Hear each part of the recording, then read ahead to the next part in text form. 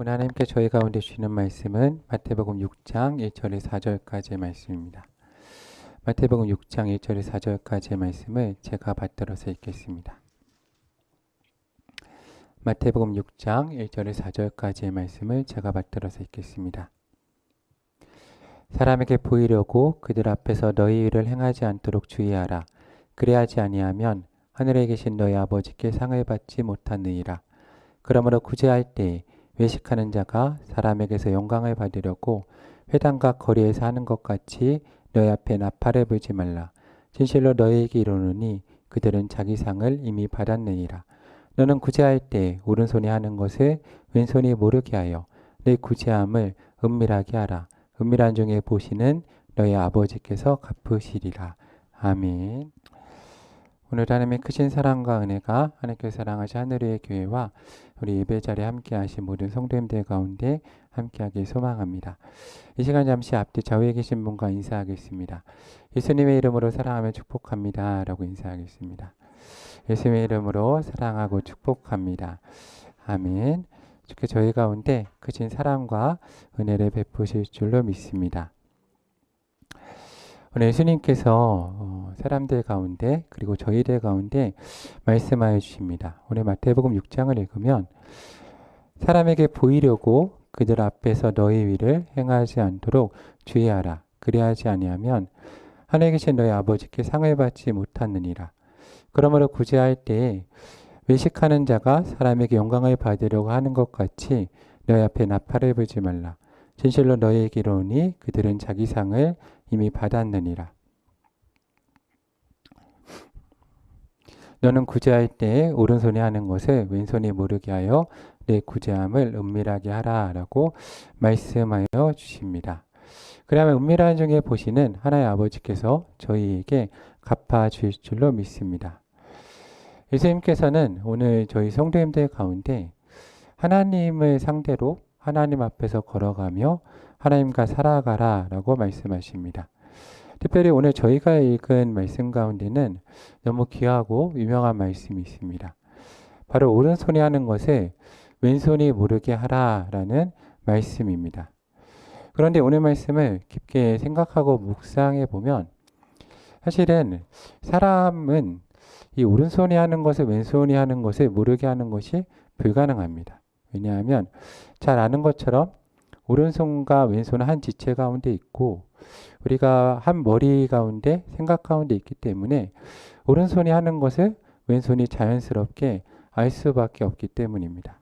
그래서 이 일은 우리 사람으로서는 불가능한 일이고 하나님께서 우리 가운데 은혜 주실 때 특별히 교회 공동체 가운데서 우리의 머리 대신 예수님께서 오른손이 하는 것을 왼손이 모르게 행하시는 뜻이 있을 때에만 가능합니다. 골로새서 1장 18절 말씀에 보면 사도 바울은 저에게 이렇게 말씀하고 있습니다. 그의 몸인 교회의 머리시라. 그가 근본이시오 죽은 자들 가운데서 먼저 나신 이시니 이는 친히 만물의 으뜸이 되려 하심이요. 아멘. 예수님께서 우리 교회의 머리가 되어 주십니다. 그래서 예수님께서는 이 오른손이 하는 일을 때로 왼손이 모르게 하십니다. 왜냐하면 중요한 것은 이 가운데서 하시고자 하는 하나님의 뜻이 있기 때문입니다. 하나님은 선행만을 요구하시는 것이 아니라 그 선행을 하나님 가운데 올려드릴 때 하나님이 그 선행을 우리 가운데 하나님의 일로 바꾸시는 역사가 우리 인생 가운데 일어나게 됩니다. 오늘은 룻기 2장을 통해서 오늘 말씀을 함께 살펴보고자 하는데 함께 룻기 말씀을 잠시 펴보겠습니다.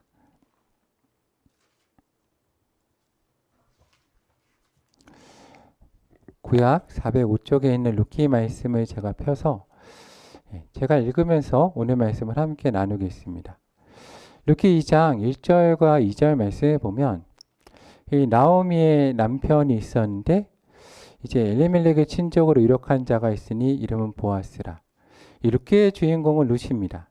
아시는 분도 있고 모르시는 분도 있을 텐데 이 나오미라는 한 사람이 있었고 유대 땅 베들레헴의 고향이었습니다. 그런데 베들레헴에 흉년이 들었고 먹고 살 것이 없어서 이방인 모압 땅으로 가게 됩니다.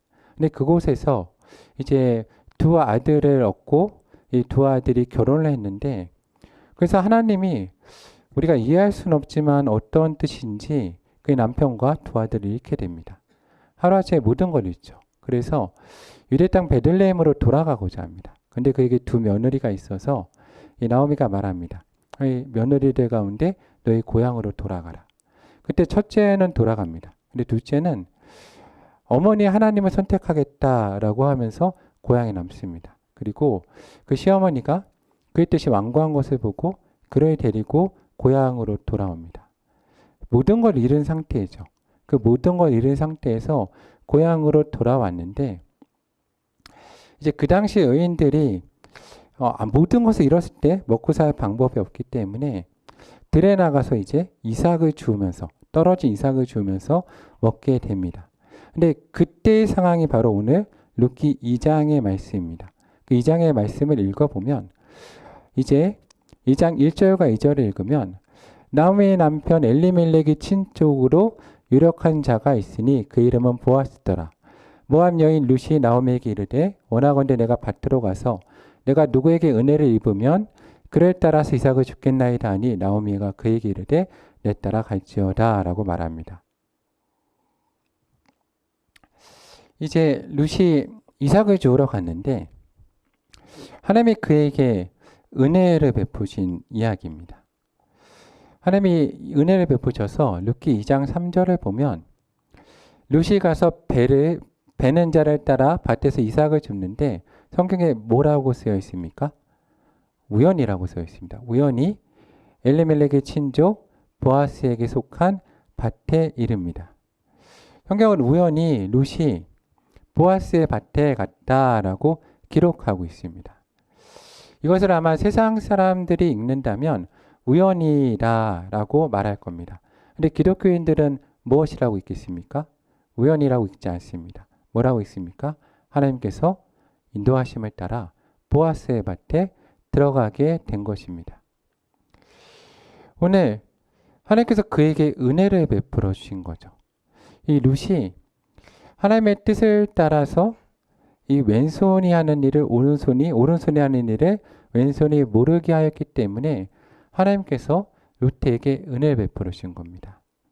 그러면 룻에게 있어서 오른손이 하는 일을 왼손이 모르게 한 선행은 무엇이겠습니까? 룻기 1장 15절을 보면 이런 말씀이 나옵니다.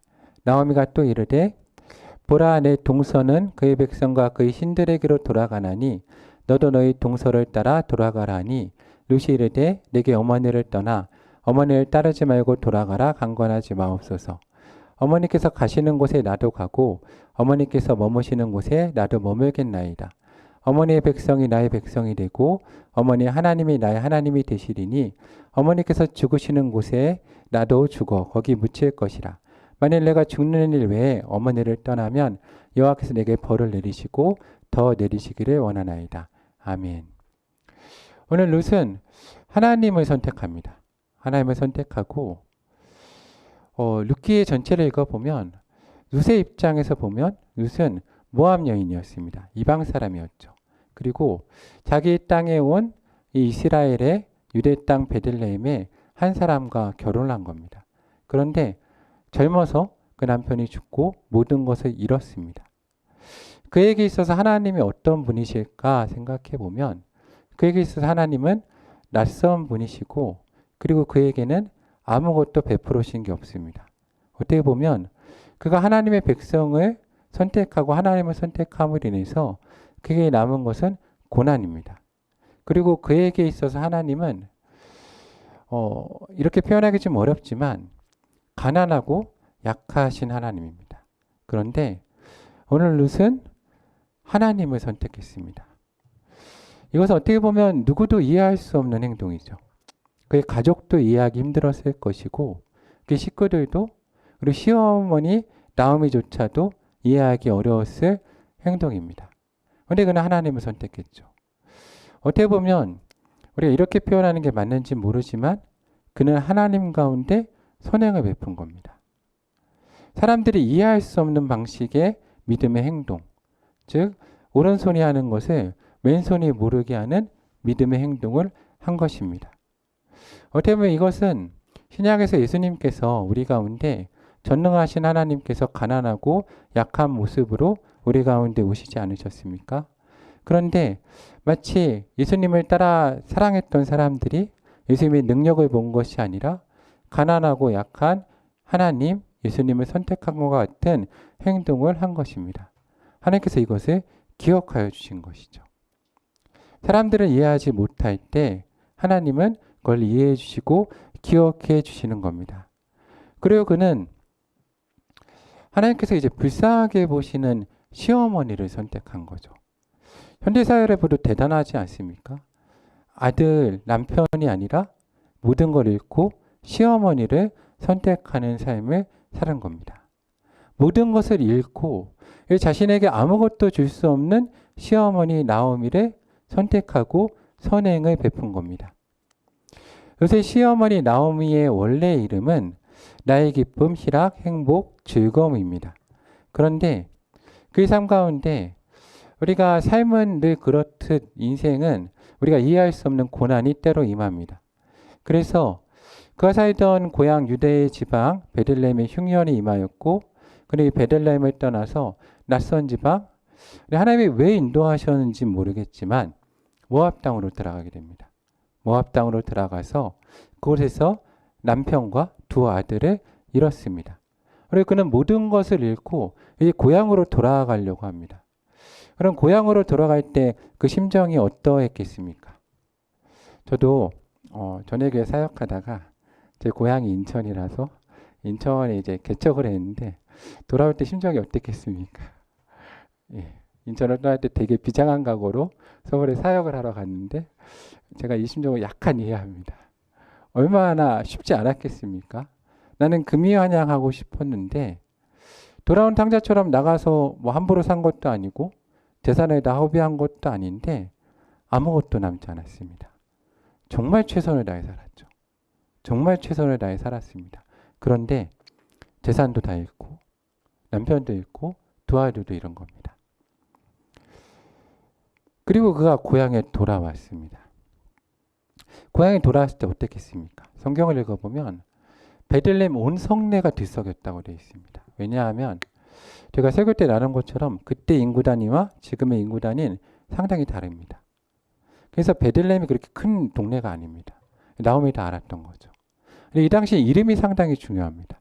이름이 희락 기쁨인데 딱 돌아와서 얼굴을 보니까 인생에 그 아픔과 고통의 얼굴에 다 묻어나 있는 겁니다. 그걸 보고 얼마나 동네 사람들이 수군댔겠습니까? 나오미가 그럽니다. 그걸 보고 나를 더 이상 나오미라 하지 말아라. 하나님이 전능자가 나를 괴롭게 하셨으므로 나를 말하라 부르라 라고 얘기합니다. 얼마나 그의 삶이 바닥으로 떨어졌겠습니까? 만약에 성경의 맥락을 따라 읽어보면 이 룻이 동행하지 않았다면 나오미 삶이 정말 어떻게 됐을지 아무도 모릅니다. 그런데 그런 나오미 시어머니를 이제 룻이 선택한 겁니다. 사람들이 다 알았죠. 룻이 선택한 걸. 근데 이것은 사람들은 알 수 없는 내용입니다. 예수의 말씀처럼 이 시장에 가서 나팔을 불고 가난한 자들을 모아서 한 번 도와주고 두 번 도와줄 수 있는 것은 물론 그것도 대단합니다. 그것도 대단하지만 결심만 하면 어느 사람이나 할 수 있습니다.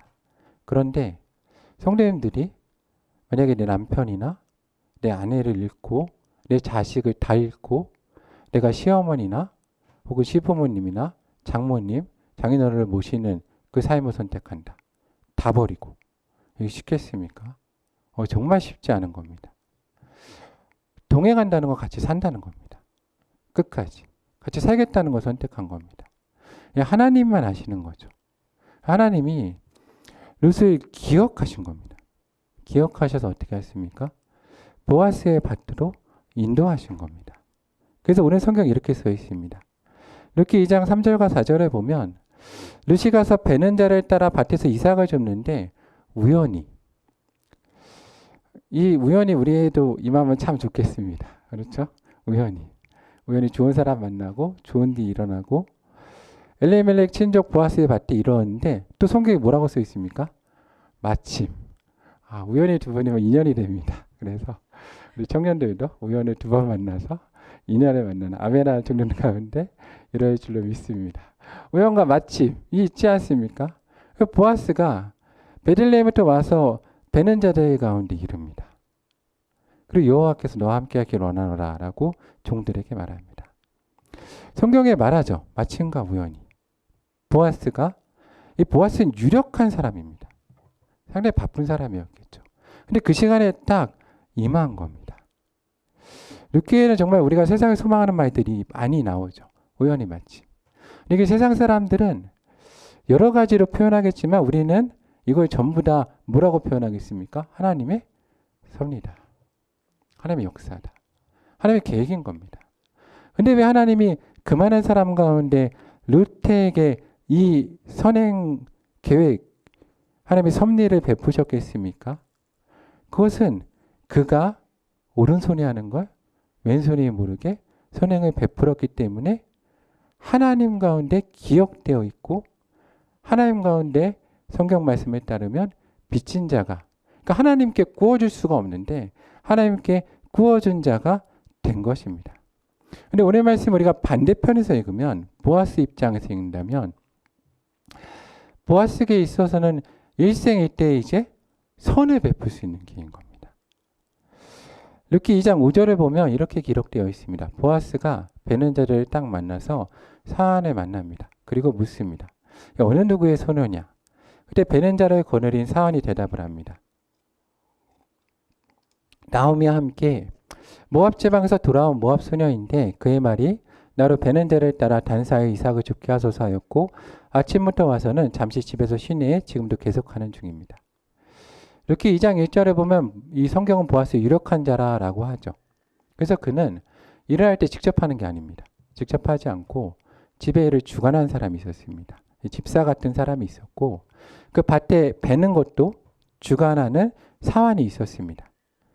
이 사환에게 묻죠. 이 누구의 소녀냐? 근데 성경의 맥락을 딱 읽어보면 사환이 이렇게 거침없이 말하지 않습니까?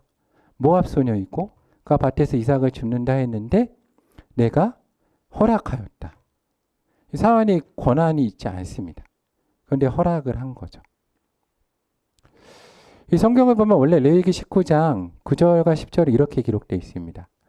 너희가 너희 땅에서 곡식을 거둘 때 너희 밭 모퉁이까지 다 거두지 말고 내 떨어진 이삭도 줍지 말며 내 포도원의 열매를 다 따지 말며 내 포도원에 떨어진 열매도 줍지 말고 가난한 사람과 거래물을 위하여 버려두라. 나는 너희 하나님 여호와이니라. 아멘. 하나님은 이스라엘 백성들 가운데 가난하고 약한 자가 함께 살기 원하셨습니다. 저는 이 본문을 우리나라 민족도 많이 묵상해야 된다고 생각하는데 제가 신학교 시절에도 이 말씀을 되게 많이 묵상하고 논의했습니다. 모퉁이 밭을 다 베지 말아라. 그리고 이삭을 다 줍지 말아라. 이게 정말 쉽지 않은 겁니다. 우리 가운데 작은 이익이 보일 때 우리가 그러지 않습니까? 예전에 되게 유명했던 말 중 가운데 하나가 골목상권 같은 말이 있는데 모퉁이 밭을 다 베버립니다. 우린 그런 시대를 삽니다. 그런 시대 가운데 이걸 남기라라고 얘기하시는 겁니다. 이 선택이 정말 어려운 겁니다. 그런 삶을 사는 게 쉽지 않은 거죠. 우리도 눈앞에 이익이 있으면 누구나 그냥 다 가져가려고 합니다. 근데 보아스는 그런 사람이 아니었습니다. 근데 성경은 정확히 반대편에 있는 사람의 얘기를 해줍니다. 사무엘상 25장을 보면 어리석은 자 나발에 대한 이야기가 나오는데 참 이게 역사라는 게 그런 게 바로 이 오늘 성경에 나온 룻의 이제 그 증손자 되는 다윗의 이야기입니다. 다윗이 왕이 되기 전에 상당히 어려운 삶을 삽니다. 왕이 되기 전에 이제 사울 왕에게 쫓겨나고 따르는 사람은 많은데 먹고 살 건 없고 상당히 어려운데 그때 한 사람 만납니다. 그 사람이 나발인데 사무엘상 25장 2절에 3절에 보면 마온에 한 사람이 있는데 그의 생업이 갈멜에 있고 심히 부하여 왕이 3,000마리요 염소가 1,000마리므로 그가 갈멜에서 그 양털을 깎고 있었으니 그 사람의 이름은 나발이요 그의 아내의 이름은 아비가일이라. 그 여자는 총명하고 용모가 아름다우나 남자는 뭐라고 되어 있습니까? 성경에서 가장 안 좋은 단어 가운데 하나의 마음이 완고했다라고 써 있습니다. 그리고 악하였다. 그는 갈렙 족속이었습니다. 다윗이 나발이 양털을 깎는다는 소식을 듣습니다. 그래서 다윗이 성경의 맥락을 보면 양털을 이 양떼가 이 들에 있는데 보통 뭐 도적이나 늑대가 침범할 수 있지 않습니까? 근데 다윗의 함께했던 무리가 군대였는데 이 나발의 양떼 옆에 같이 있습니다. 그래서 벽이 되줬다라고 다윗이 얘기하는 게 아니라 나발의 종들이 얘기합니다. 그래서 다윗이 가서 이 양털 깎는 게 대단한 축제이니까 우리한테 먹을 걸 조금 줘라 라고 얘기했습니다. 우리가 나누기 원한다. 그때 나발이 말하죠. 사무엘상 20장 10절과 11절에 보면 다윗은 누구며 이새의 아들은 누구냐? 요즘에 각기 주인에게서 억지로 떠나는 종이 많도다. 내가 어찌 내 떡과 물과 내 양털 깎는 자를 위하여 잡은 고기를 가져다가 어디서 왔는지도 알지 못하는 자들에게 주겠느냐. 그리고 거절해 버립니다. 하나님 이걸 기뻐하시지 않으셨죠. 가난한 자들을 돌보지 않는 걸 기뻐하지 않으시고 하나님 나발에게 분노하십니다. 어떻게 하십니까? 나발을 치십니다. 나발이 죽게 됩니다. 그리고 그가 가진 모든 것은 그에게 소용이 없고 그의 아내조차 그가 그렇게 무시했던 다윗의 아내가 되는 일이 일어나게 됩니다. 그런데 보아스는 어리석은 사람이 아니었죠. 그는 지혜롭게 행동한 사람입니다. 성경을 보면 그의 이제 사환이 거리낌 없이 루텍의 밭에서 줍는 걸 허락한 겁니다. 어떻게 허락할 수 있었겠습니까? 한두 번이 아니었다는 거죠. 보아스는 계속 그런 삶을 산 겁니다. 그러니까 우리 주인이라면 당연히 이렇게 할 것이다 라고 종이 생각하기 때문에 허락할 수 있는 겁니다. 생각해 보시죠. 나발의 종들이라면 밭에 와서 주우면 뭐라고 하겠습니까? 큰일 날 행동한다고. 빨리 옆에 밭으로 가라고 그렇게 얘기했을 겁니다. 그런데 보아스는 그런 삶을 살았기 때문에 그의 종들이 그를 인정해 준 겁니다. 그래서 그렇게 얘기합니다. 근데 보아스는 계속해서 선행을 베푸는데 룻기 2장 8절과 9절에 보면 보아스가 룻에게 말합니다. 내 딸아 들으라. 이삭을 주우러 다른 밭으로 가지 말며 여기서 떠나지 말고 나의 소녀들과 함께 있으라. 그들이 베는 밭을 보고 그들을 따르라 합니다. 그리고 내가 소년들에게 명령하여 너를 건드지 말게 하였다. 그리고 목이 마르거든 그릇에 가서 이 물을 마시라. 그리고 룻기 2장 14절에 보면 식사할 때 룻에게 이르되 와서 떡을 먹으며 내 떡 조각에 초에 찍으라 라고 말합니다. 그리고 룻이 곡식 빼는 자 곁에 앉았으니 볶은 곡식을 주매 룻이 배불리 먹고 남았다 라고 얘기합니다. 음식도 함께 나누는 거죠. 나누고 그리고 룻기 2장 15절과 16절을 보면 룻이 이삭을 주우러 일어날 때 룻이 떠나니까 보아스가 몰래 자기 소년들에게 명령합니다. 명령해서 뭐라고 그럽니까? 그 곡식단 사이에서 죽게 하고 책망하지 말며 그를 위하여 곡식다발에서 어떻게 하라? 조금씩 뽑아서 버려서 그가 죽게 하라. 그리고 꾸짖지 말라. 여기서 하나님이 하시는 거죠. 어떻게 하십니까? 오른손이 한 것을 왼손이 모르게 하시는 겁니다. 그래서 룻이 알지 못하는 거죠. 만약에 룻이 알았더라면 어떻게 됐겠습니까? 다음날 오지 않았을 수도 있습니다. 왜냐하면 부담되지 않겠습니까? 근데 하나님이 뜻하신 바가 있어서 그 가운데 은혜를 베푸신 겁니다. 그리고 룻기 2장 17절 말씀에 보면 룻이 밭에서 저녁까지 주었는데 얼마를 주었냐? 한 에바를 주었습니다. 그러니까 하루에 따라다니면서 이삭을 주은 겁니다. 근데 이삭은 한 에바입니다. 이 한 에바라면 잘 안 왔다지 않습니까? 에바가 어느 정도 되냐? 이제 22리터라고 합니다. 상상해 보시면 생수병 이만큼이 22개인 겁니다.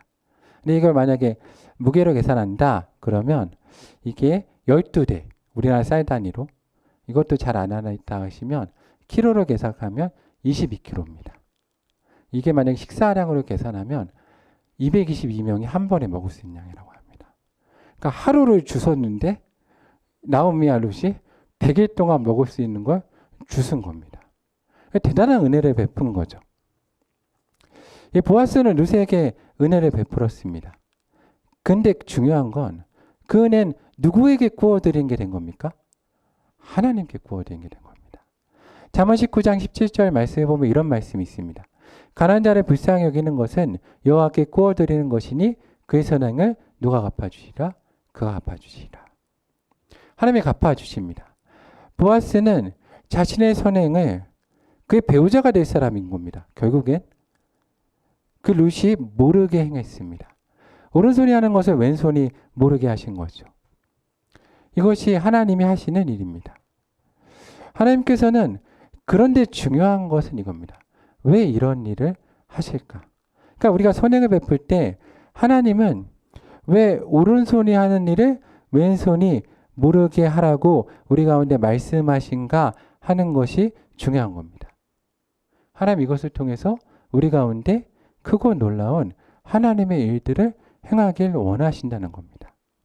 그 예수님이 우리 가운데 행하시는 말씀하시는 이유 가운데 하나인 겁니다. 오늘 룻과 보아스는 오른손이 하는 일을 있어서 왼손이 모르게 함으로 하나님의 위대한 역사 가운데 들어가게 되었습니다. 오늘 보아스는 상당히 유력한 사람이었죠. 가진 게 많은 사람이었습니다. 그러니까 룻을 도와줄 때 무슨 생각을 했겠습니까? 룻을 통해서 내가 무엇을 얻을 수 있다라고 생각했겠습니까? 그러고 도와준 게 아닙니다. 그냥 하나님의 말씀을 따라서 선행을 베푼 겁니다.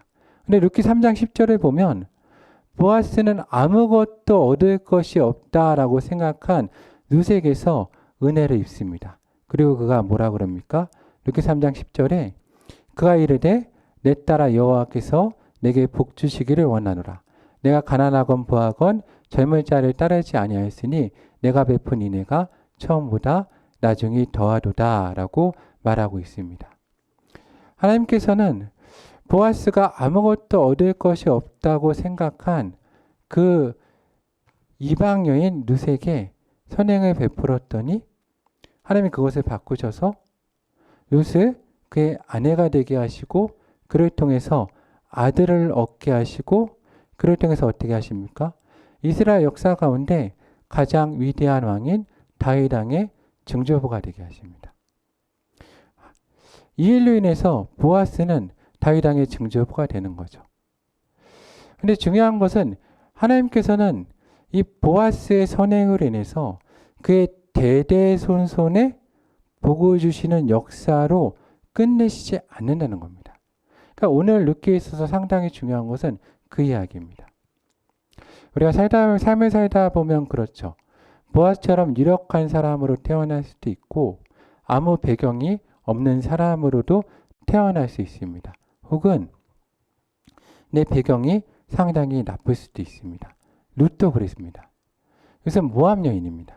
모압 여인인데 이 모압의 족보를 올라가 보면 모압의 가장 위에 있는 족보인 사람은 누구이겠습니까? 제가 항상 성경모사 볼 때 맞춤법을 잘 틀려서 룻과 비슷한 이름을 가진 한 사람이 있는데 누굽니까? 롯입니다. 롯이 있죠. 롯이 이 소돔과 고모라 사건에서 이제 하나님의 심판을 받고 도망가게 됩니다. 도망가게 되는데 그때 이제 광야로 도망가서 이제 굴에서 혼자 살게 되는데 굴에서 혼자 살 때 그에게 두 딸이 있지 않습니까? 근데 두 딸이 결혼할 희망이 없으니까 성경을 보면 우리의 배경에 대해서 우리가 절망할 필요가 없습니다. 왜냐하면 예수님 족보에서 가장 중요한 건 여인의 족보입니다. 왜냐하면 예수님은 여자의 후손 아닙니까? 근데 예수님 족보에 여인들이 나오는 사람을 보면 다 온전한 사람이 없습니다. 근데 이 룻도 그랬죠. 룻도 예, 또 틀렸네요. 룻도 예, 룻도 그렇습니다. 룻도 예, 그 룻이 두 딸이 자는 얻을 수 없으니까 아버지와 동침해서 아들을 낳습니다. 그게 모압과 암몬입니다. 정말 불행한 역사죠. 이스라엘 백성이 모압 족속 볼 때마다 뭐라고 그랬겠습니까? 손가락질하면서 정말로 욕을 했을 겁니다. 그런데 그 족보가 지금 어디로 들어옵니까? 다윗의 족보로 들어오는 겁니다. 예수 그리스도이 정말로 예수님께서 그 족보에서 태어나시는 거죠. 하나님이 이렇게 역사하십니다. 그럼 보아스는 어떻겠습니까? 보아스의 이야기도 재밌습니다. 왜냐하면 룻기 4장 18절에서 22절 말씀에 보면 되게 이 족보 얘기가 재밌게 나옵니다. 뭐라고 나오냐면 베레스의 계보는 이러하니라. 베레스는 헤스론을 낳았고 헤스론은 람을 낳았고 람은 암미나답을 낳았고 암미나답은 나손을 낳았고 나손은 살몬을 낳았고 살몬은 보아스를 낳았고 보아스는 오벳을 낳았고 오벳은 이새를 낳고 이새는 다윗을 낳으니라. 보통 예수님은 어디 족보에서 오셨습니까? 예, 성경 퀴즈를 내면 이게 어려운데 예, 유다 족보입니다. 유다 족보. 예수님은 유다 족보에서 오셨습니다. 근데 오늘 족보는 유다로 시작하지 않습니다. 누구로 시작합니까? 베레스로 시작합니다. 베레스가 누굽니까? 베레스는 유다의 아들입니다. 근데 손자입니다. 꼬인 족보죠. 성경을 보면 성경이 참 믿는 자들과 죄인들 가운데 은혜가 되고 위인들은 참 믿기 힘듭니다. 그래서 유다가 이 다윗의 아들, 야곱의 아들 가운데 가장 똑똑하고 유력한 사람이었습니다. 근데 아버지는 야곱은 유다 신경 안 쓰고 요셉만 신경 썼습니다. 그의 아내 라헬만 신경 썼고. 그래서 그 당시에는 이제 결혼을 아버지가 시켜줘야 되는데 그 아버지가 두 아내가 있었습니다. 라헬과 레아 두 아들 아내가 있었는데 레아는 사랑하지 않고 라헬만 사랑했고 레아에게 10명의 아들이 있었고 그리고 이 라헬에게 2명의 아들이 있었는데 두 아들만 신경 쓰니까 10명의 아들이 신경 쓰지 않습니다. 결혼 문제에 상당히 문제가 많이 생깁니다. 유다는 능력이 있어서 혼자 결혼합니다. 가나안 여인하고 두 아들을 얻습니다. 유다는 자기 아버지를 보고 난 아버지처럼 되지 않겠다는 겁니다. 그래서 이 첫째 아들에게 아내를 구해줍니다. 그 아내가 성경에서 유명한 다말입니다. 다말이 유다의 며느리입니다. 근데 첫째가 하나님 보시기에 약했습니다. 하나님이 쳐서 죽이십니다. 어떻게 합니까? 그 당시 성경의 관습에 따라서 자식 없는 여인은 살 수가 없으니까 둘째의 아내로 맞이합니다. 근데 둘째도 하나님 보시기에 약합니다. 하나님이 죽이십니다. 유다가 하루아침에 두 아들이 있습니다. 그래서 유다가 이 일로 인해서 사실은 아버지 야곱의 마음을 이해합니다. 요셉을 팔았을 때 아버지가 어땠을까? 그때부터 아버지를 이해하게 되거든요. 그래서 그가 요셉 앞에 갔을 때 무릎 꿇고 내가 베냐민 대신 종이 되겠습니다. 라고 얘기합니다. 근데 이 다말 입장에서 보면 근데 유다가 셋째 아들은 못 주겠는 겁니다. 왜요? 어떻게 될 것 같습니까? 또 죽을 것 같거든요. 안 줍니다. 다말이 보니까 안 주는 겁니다. 어떻게 합니까? 시아버지 속입니다. 동침합니다. 아들을 낳죠. 그 아들이 베레스입니다. 유다는 성경에서 높임을 받지만 베레스는 성경 내내 어떻게 되겠습니까? 이스라엘 백성 가운데 손가락질 받았을 겁니다. 근데 그게 뒤집히는 게 룻기입니다. 보아스의 선행으로 인해서. 유다에서 시작하지 않고 누구의 시작으로 바뀝니까? 베레스가 인정되는 겁니다. 보아스가 잘했더니 두 지파가 살아난 겁니다. 모압 지파와 베레스 지파가 살아난 거죠. 이것이 선행의 힘입니다. 우리가 오른손이 하는 일을 왼손이 모르게 할 때 하나님도 오른손이 하는 걸 왼손이 모르게 하나님의 위대한 역사를 행하십니다. 우리의 대대손손 복을 주시고 우리의 가문을 회복시키시고 우리 하나님 가운데 명문가정이 되게 하시고 우리 가운데 복의 복을 더하십니다. 그리고 이를 통해서 수많은 사람을 구원하게 만드십니다. 예수 그리스도가 오게 하시고 그를 통해서 많은 사람이 믿게 하시고 그리고 예수 그리스도의 족보를 보면서 우리가 깨닫지 않습니까? 아, 누구도 어떤 배경을 가지고 있더라도 어떤 죄인이더라도 하나님 앞에 나와서 은혜를 받을 수 있겠다라는 결심을 할 수 있습니다. 이것이 바로 선행의 힘인 것입니다. 저는 하늘의 교회 성도님들이 하나님 가운데 선행을 베풀 수 있는 성도가 되길 소망합니다. 오른손이 하는 것을 왼손이 모르게 하여 하나님 우리 가운데 어떠한 하나님이시든지 내가 경험한 하나님이 가난하고 고난 가운데 계신 하나님이더라도 하나님을 선택할 수 있는 선행이 우리 가운데 있기를 소망합니다. 세상 사람 누구를 이해 못해도 우리가 늘 하나님을 선택하며 우리 가운데 가난한 약한 사람들을 진심으로 돌볼 수 있는 성도님들이 되시기를 소망합니다. 그리고 그것을 하나님의 기억에 남기길 소망합니다. 하나님께서 우리 성도님들의 삶과 우리 대대손손과 우리 조상과 모든 가족을 바꾸셔서 하나님의 손에 올려드림으로 하나님 가운데 귀하게 쓰임받는 역사가 우리 하늘의 교회와 모든 성도님들과 그 가정에 함께하기를 주님의 이름으로 축복합니다. 함께 기도하겠습니다.